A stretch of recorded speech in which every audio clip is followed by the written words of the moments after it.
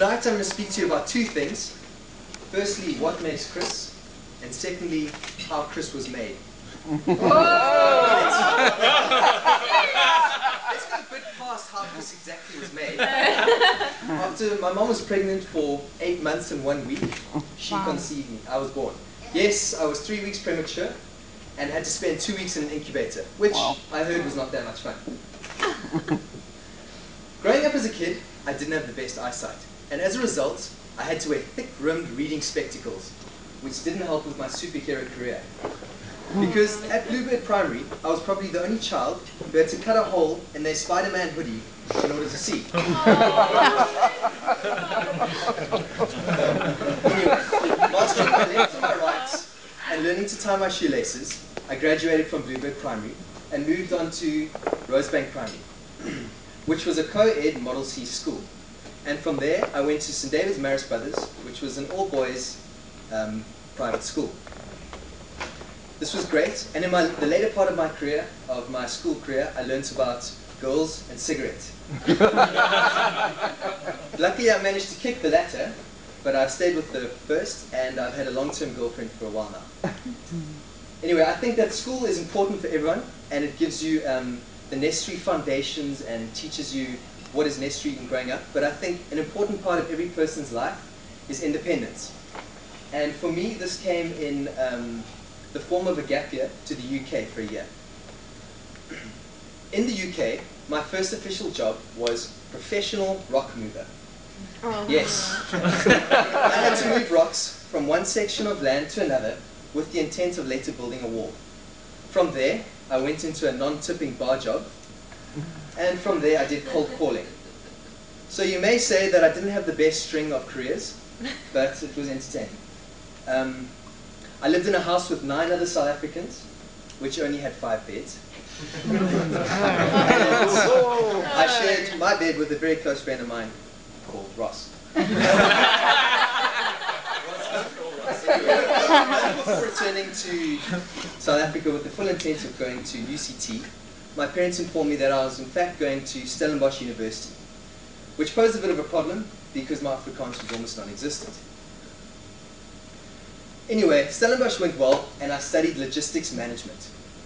Some of you may ask, why logistics management? Was it my love for efficiency or the desire to get involved in different modes of transport? No, for me it was far more simple. A friend and I had been standing in a queue, waiting to enroll at Stellenbosch University, when we suddenly realized we didn't know what we were going to study.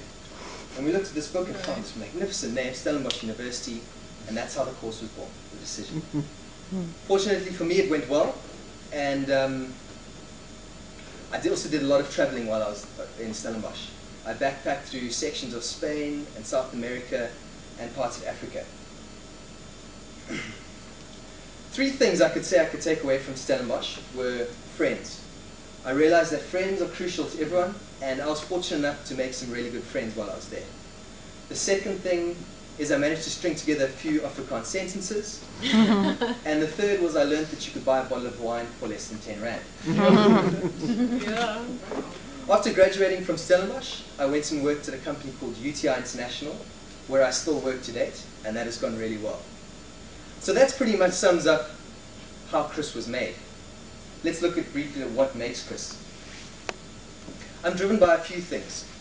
The one is karma. Now, I don't necessarily think that I'm going to come back as a cockroach, but I do believe that it's important to give off a positive energy and treat people as you would like to be treated, because I think if you don't, you will feel the effects in the long run. The second is success. I really would like to make a success in my life, and I feel that I'm putting in the necessary steps in order to do so.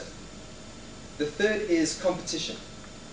I'm not necessarily sure this is a good thing, but I do find competition is a strong part of my life.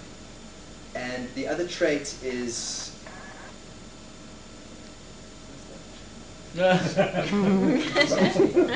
Sorry, the last trait is... Forgetfulness.